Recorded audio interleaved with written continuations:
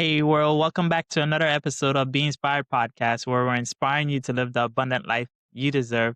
We got another awesome guest on the line. We got Mike Deaton on the line. He's a seasoned real estate investor, entrepreneur, and an inspiring athlete.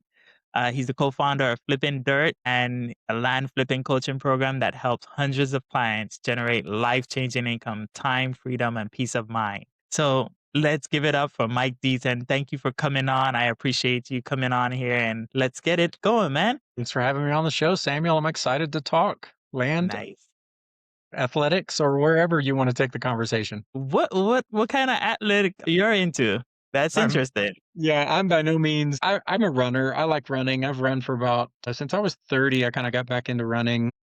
Okay. In school days, running was always for me punishment. Like coaches would make you run for making mistakes or whatever. Yeah, And so I yeah. had like a decade where I was like, I never want to run again. But I do really enjoy it just for pleasure. Like we live in the mountains of Colorado. And Okay. I love to I can step out my door and there's a trail network just to get out in the trees and the mountain views and everything. So I really enjoy it. I do events now and again. The last few years, I've been into more ultra marathoning, so longer distances. Ooh, I'm doing a 100-mile run this summer. And I say run loosely, like the one I'm doing is in the San Juan Mountains, which is close to Telluride, Colorado.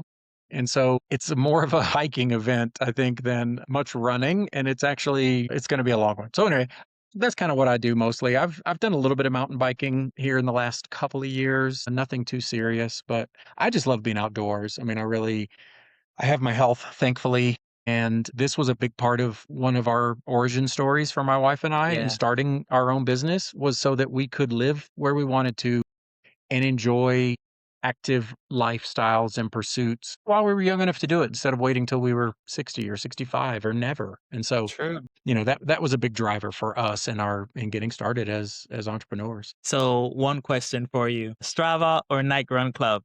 Who you got?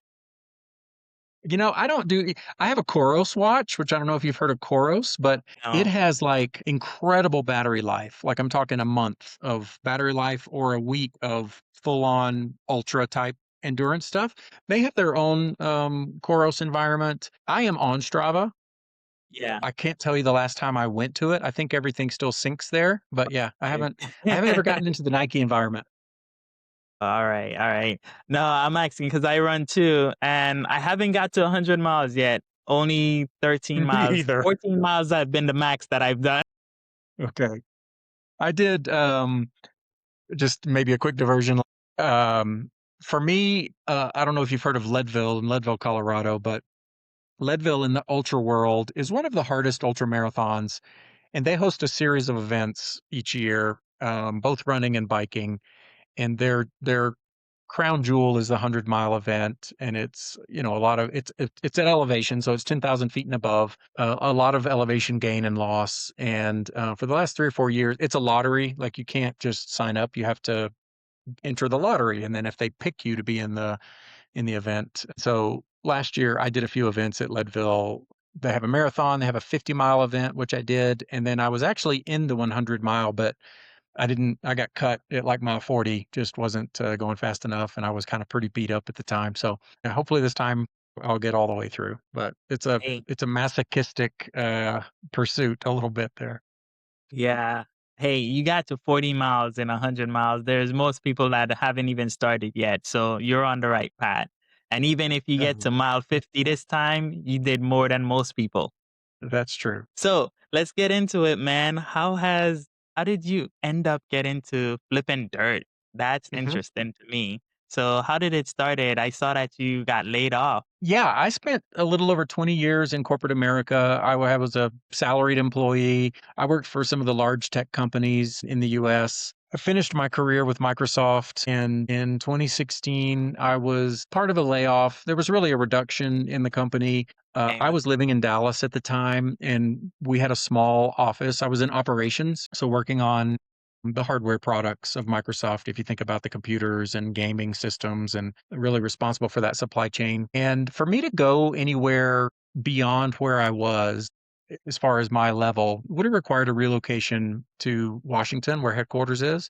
And it just really wasn't anything I wanted to do. And so I just took my place in part of a reduction that happened in 2016. And at the same time, my wife was working in healthcare in a local office in Dallas, and the office closed down, and they were consolidating back to their headquarters in Arkansas. And so we were both out of work in the summer of 2016. And for us, that was all we had. We were only employees. We had paychecks, and we didn't have, a side hustle or rental properties or anything like that. And the immediate reaction of mine was to get a job, right?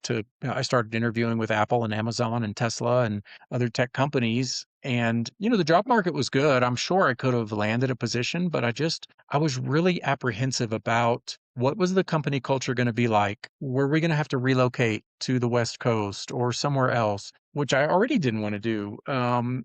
You're essentially starting over, right? I mean, you come in with a certain level, which I was in a, more executive levels, but you're starting over.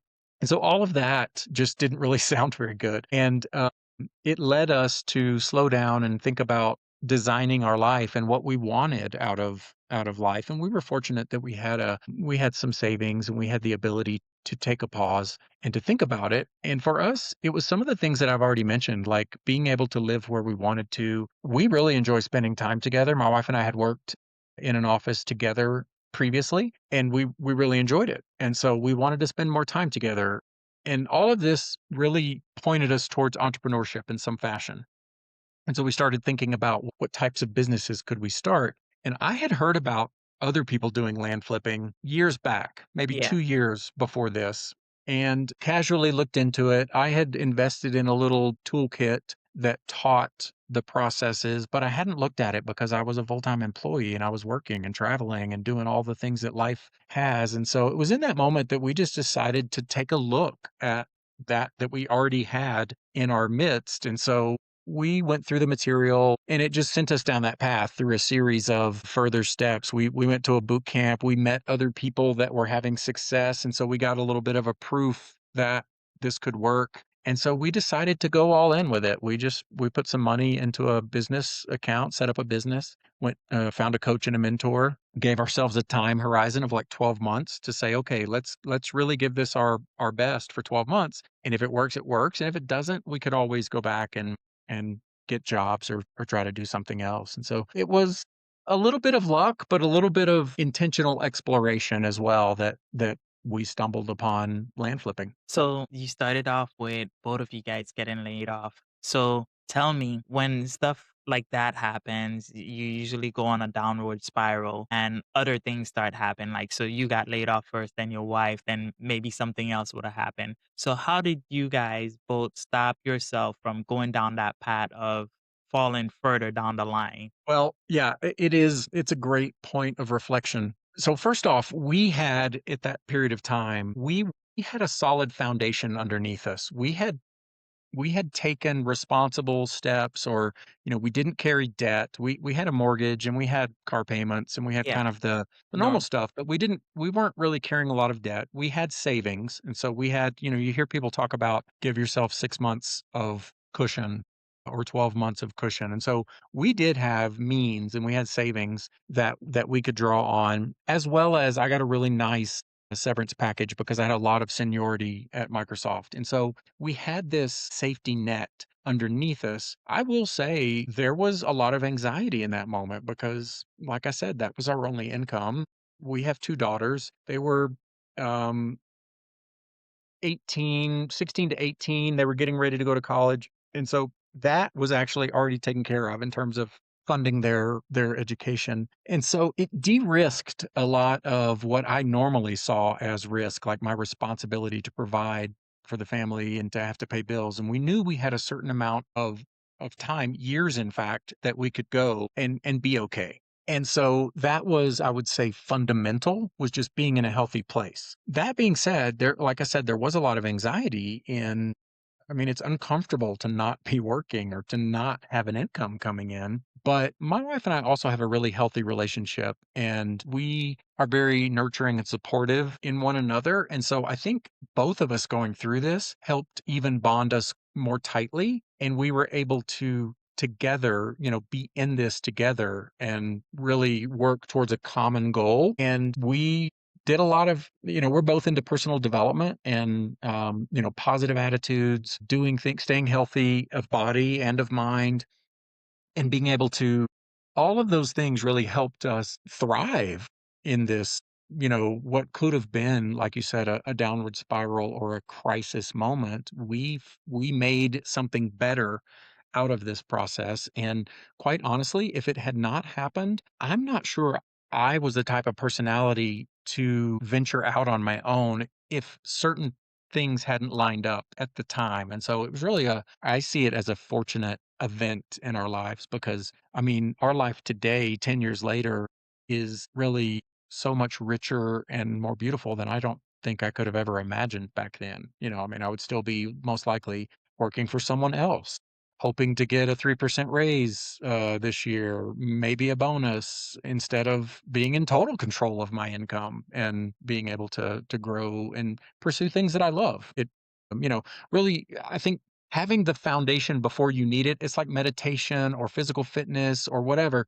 You put in the work before you need it so that you have it when you need it, right? Like if you need strength all of a sudden in a certain situation and you haven't done the work to build the strength, then you don't have it. And so it was a lot of things that we had not so much intentionally set up, but at least not intentionally for this purpose, but we had intentionally taken steps to try and be in healthy spaces financially and physically and mentally and those kind of things. And that all helped in that moment Right.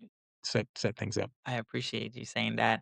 And then for the people that are new and thinking about business, one of the things that you did say was that when you guys decided to go in, you all found a coach and a mentor and was able to get to where you want to be within the next 12 months. So how important is getting somebody that's already where you want to be in order to succeed being a new person? Yeah, I think this is fundamental to it's most things in life. And so if you think about athletics, it's so common for people to get coaches and to help them get where they want to be. And it's a little less common in business, although it is. There are mentorship programs and formal coaching programs. And then if you step into the life domain, relationships, your own persona, it's growing. At the time, especially, it was even less looked at. But we've repeated this formula multiple times. So, for us, it really wasn't a question because we knew we wanted to make it work and we wanted it to be our livelihood. And so it just made sense to find someone who had already had success, who had a system that we could learn from, that could help us avoid making mistakes and go faster. And it happened. I mean, we paid a lot for coaching. I mean, I'm embarrassed sometimes to tell people how much we paid for coaching back then.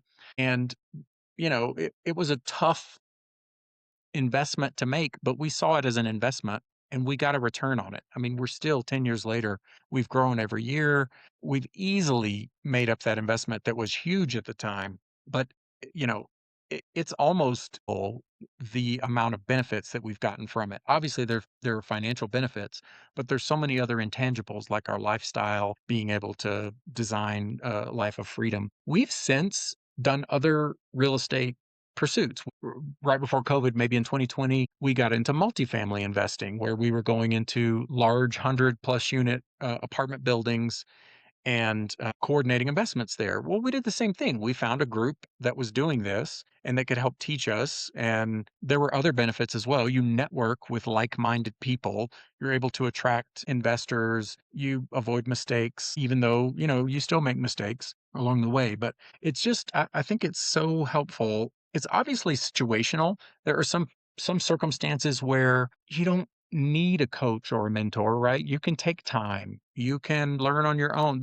The world we live in today is so rich with material training, education. You can find things. It's just a question of the timeline with which you want to grow, the certainty with which you need guidance and help, and the level with which you can do that. And so it's all very situational. But I would say, if you're serious about anything, especially in business, it's good to find a good resource or resources that can help you because there is a cost, but it's really more of an investment. And if you find the right person or program or framework, the results are really well beyond the investment that you make it one time or recurring investment. So I think it's critical, and more people really should look at it. So there's something called skin in the game, right? Like if you Yeah. put in thousands or tens of thousands of dollars, it motivates you to, okay, man, I'm going to get this money back, kind of a thing. And we see it in our coaching programs. Like we have some low ticket coaching and we have some high ticket. And, if it's just a casual expense, if it's like, a Netflix subscription or whatever, people are less motivated and they might skip meetings or they're, going to bomb out because there's just not the intention behind it. And so a lot of different purposes that coaching serves, but I do think it's very, very, very important if you have a serious goal that you want to pursue. Okay. All right. So you ended up in flipping dirt. So with all the other stuff like investment, fix and flips, multifamily Airbnbs now coming online, what made you decide to just, all right, let's do dirt? Yeah, it's a fun question. For us in that moment, I had been listening to podcasts like this where you hear guests come on and tell their stories. I was maybe before my layoff 1 or 2 years running, doing a lot of training, and I like to listen to podcasts while I run. I was in that time frame. I was inspired by I had reread Robert Kiyosaki's book Rich Dad Poor Dad. A lot of people are familiar with it, Hmm. especially in real estate world. But it had awakened this idea in me that I wanted to move from, he has what he calls a cash flow quadrant. And it's essentially people that grow up with a poor dad mindset are employees, right? So they work for a paycheck. You pay the highest amount of taxes. You're part of the system, as they call it, versus on the other side of the quadrant are business owners and investors who essentially put their money to work for them without trading time for money.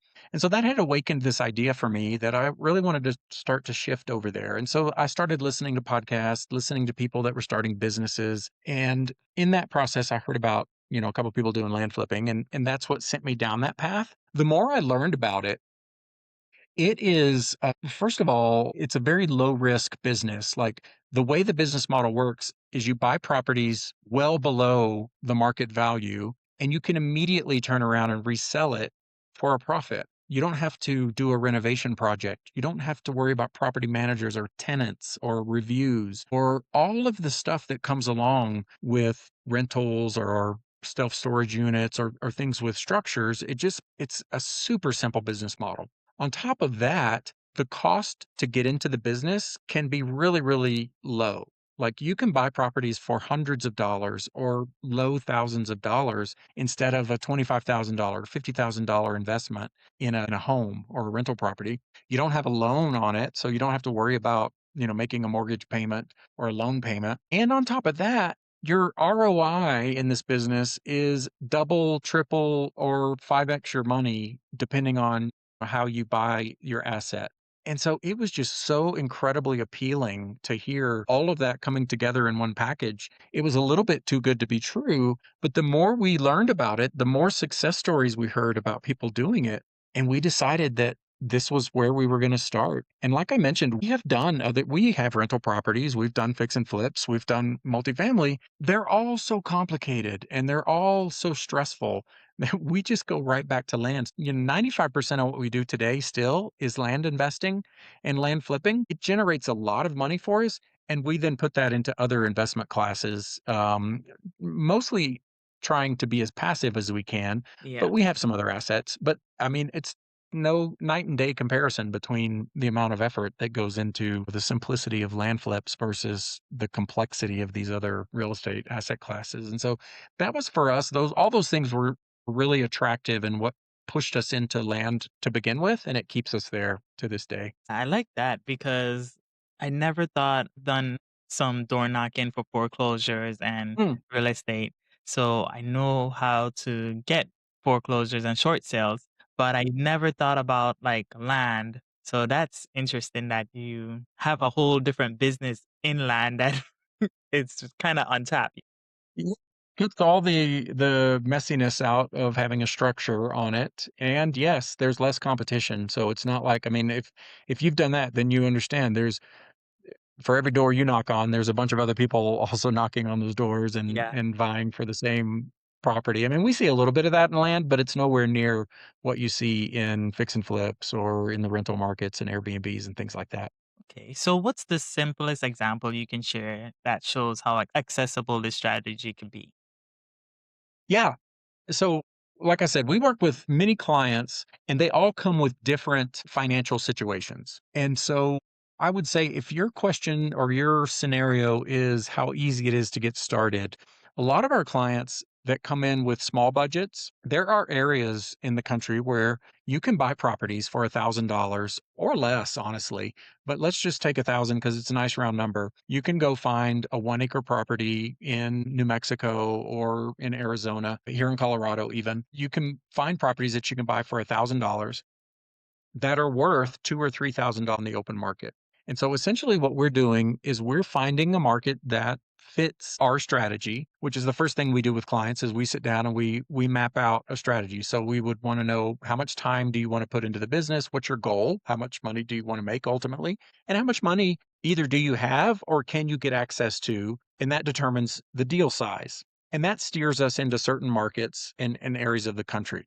And let's just say someone with maybe a limited budget comes and we find a market for them and properties are selling for 3,000 or $4,000. Well, we'll get there are different ways to get access to who the property owners are in a particular area. And usually it's the county that maintains all the records because they're sending you a tax bill and they know the addresses. There are third party services that hold all these, and you can buy the names if you want to. And so we'll get 1,000 names in a particular area and we'll send offers out to those people. And we'll tell them, "Hey, we see you own an acre in this area. We would like to buy your property for $1,000." And similar to what you experience, I mean, there's a small percentage of people that will accept that offer. Most Yeah. people will say, "Hey, no thanks," or they won't respond or whatever.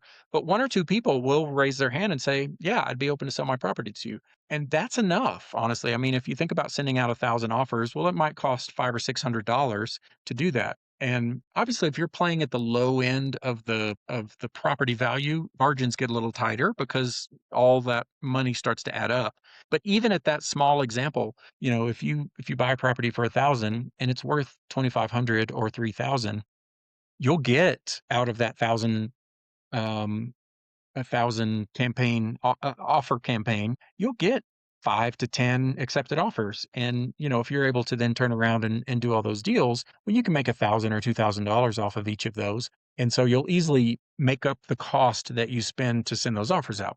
But that's essentially how we go out and find deals. And then it's about how you want to transact and sell that property. What we typically do is we buy the property personally. Like we have a business, we'll just buy it. So we'll give $1,000 to the seller. Property comes in our name. We'll turn around and resell it for $2,000 or $3,000, and you make a profit. And so at its simplest, it's really just buying low and reselling.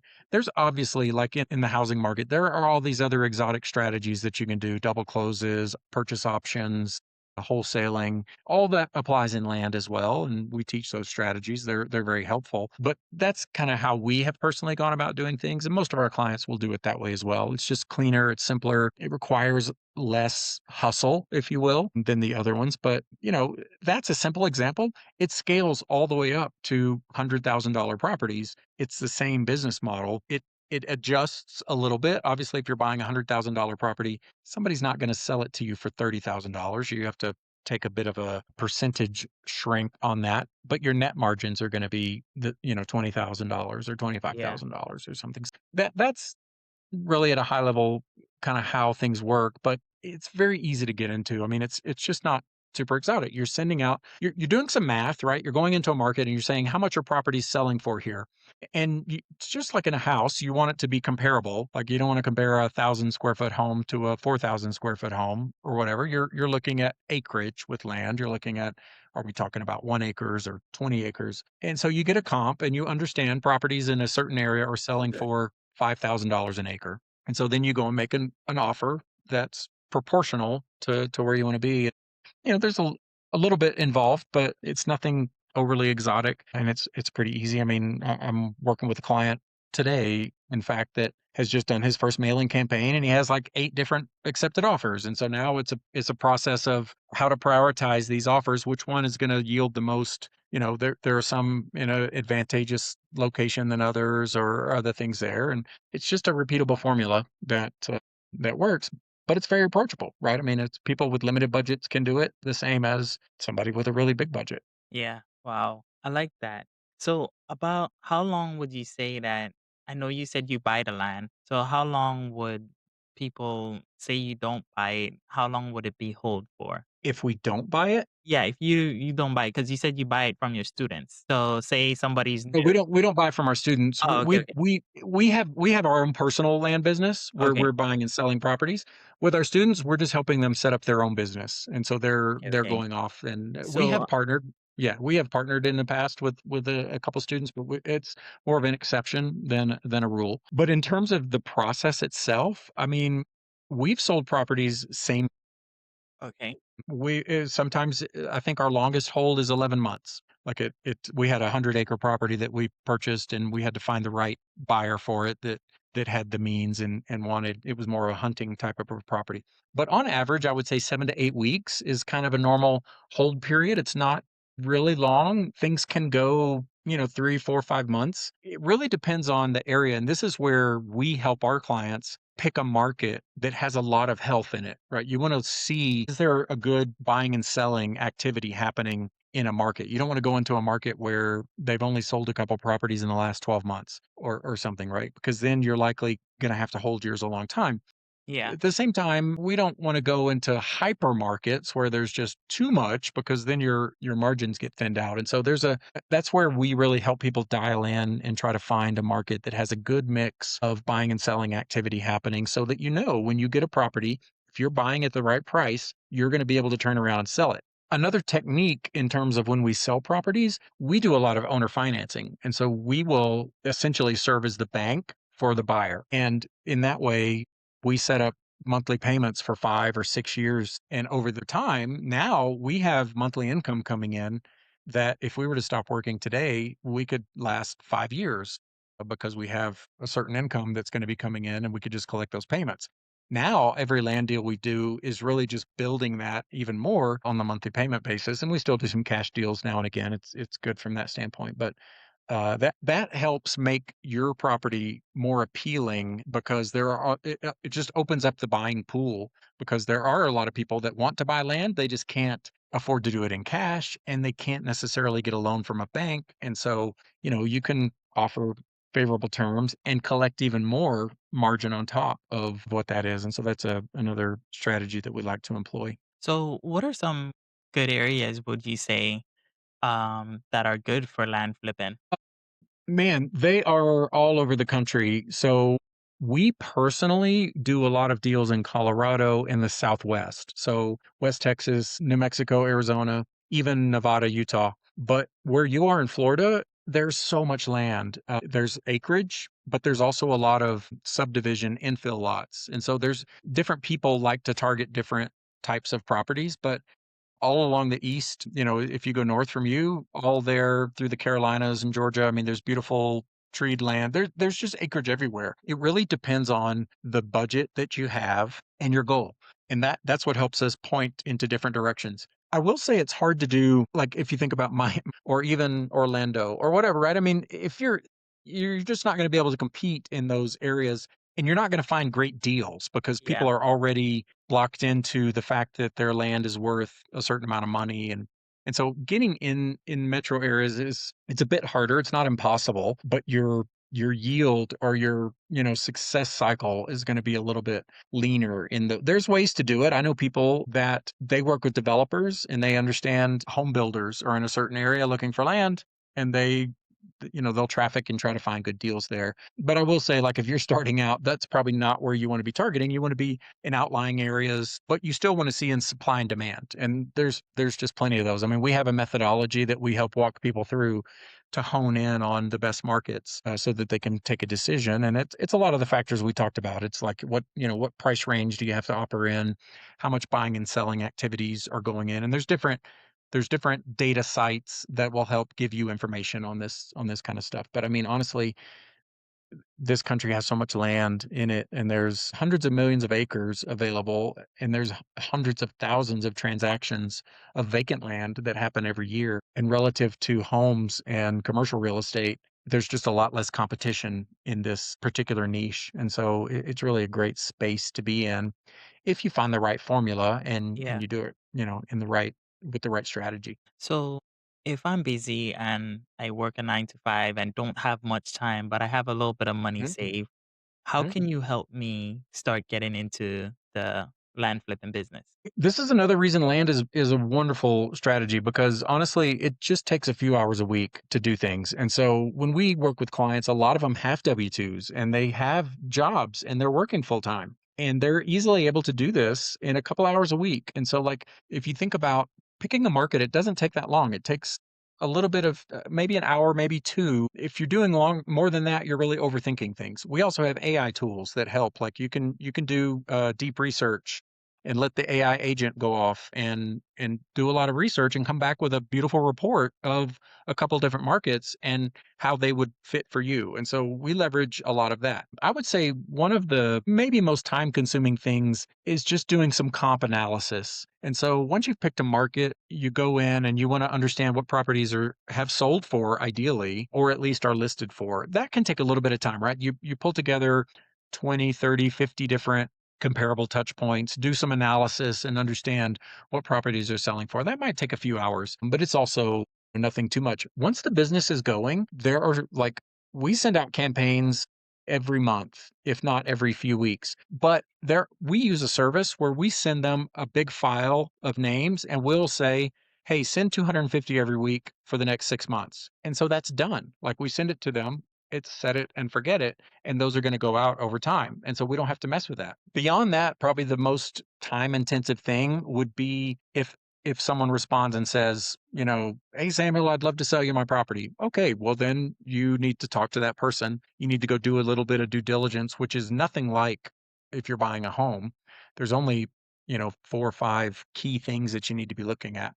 And so the best thing is if you have a little bit of means and if let's say you're buying land that is your cost five or $6,000, you're selling it for 15 to $20,000. If you're there or above, you can leverage realtors to do your marketing and sales. You can leverage a title company to do your due diligence and transact the deal. And so it's really very hands off at some point. Or you can choose to be hands on. We sell a lot of our properties on Zillow for sale by owner or on Facebook Marketplace or other sites where, we nurture those posts and we chat with people, but there's also ways to outsource that, right? You can hire a low-cost VA, virtual assistant, to do some of that work. There are land-specific services that you can buy hours of service if you don't want to do that. And so land is really, really flexible. And even if you do it yourself, it doesn't require a whole lot of time. Yeah. But if you don't have that amount of time, you can even,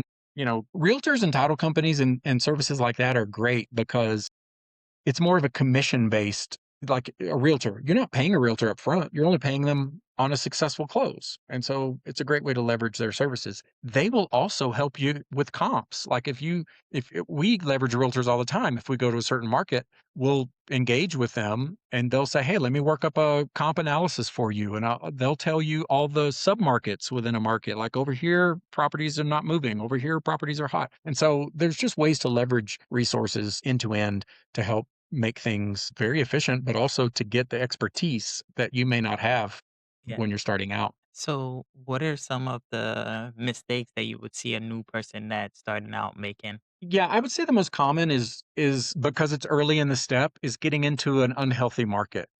Is picking one and not having done the due diligence to understand are properties selling and what are they selling for. And so it's easy to look at a market and you might see 1,000 property listings, but maybe they're not selling.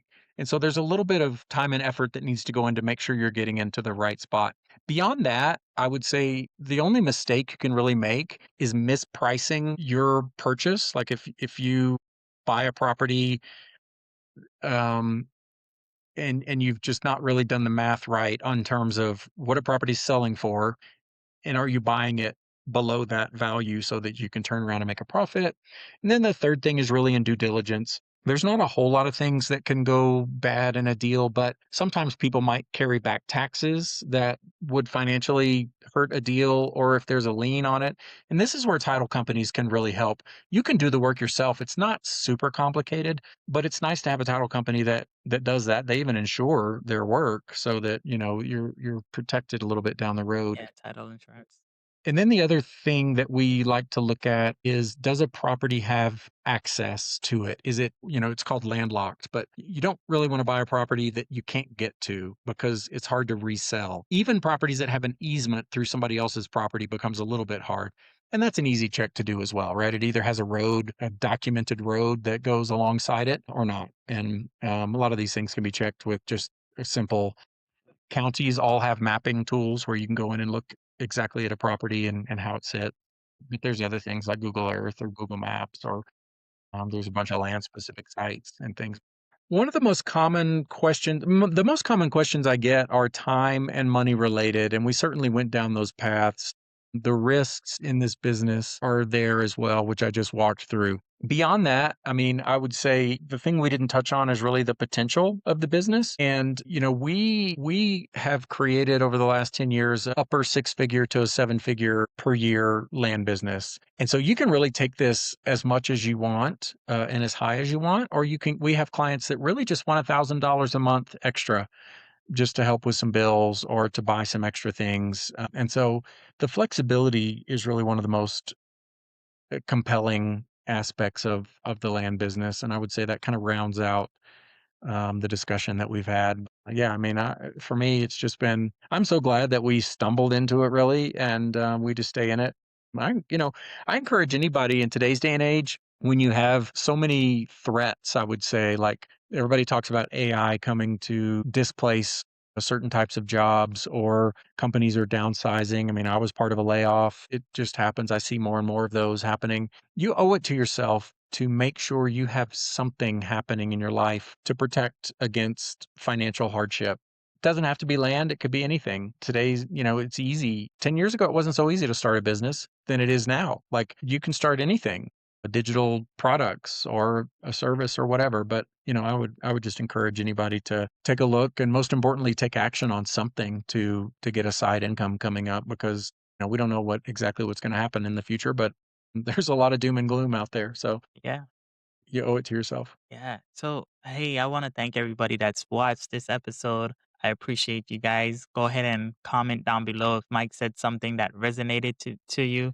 And go ahead and like, share, and subscribe to the channel, all right, for more awesome interviews like this. Mike, any last minute thoughts for the audience? That's the main thing for me. I like to close with just inspiring people to take some kind of action. It's easy to get caught in analysis paralysis. I tend in that way. But in all of these things, at some point, you need to just take some action and test things out. For me, that's been my biggest growth as an entrepreneur, was learning to see failure as failure versus experimentation and just testing things. And land is a great way to do it because you can do it for a low cost entry point. But there's a lot of things like that. But I would just say, man, take action in this life. It's short. You don't know what's going to happen. And what have you got to lose at the end of the day? So chase your dream. Thank you so much, Mike. So, guys, thank you all for logging in and watching this episode. And we'll see you guys next week on the next episode of Be Inspired Podcast, where we're inspiring you to live the abundant life you deserve.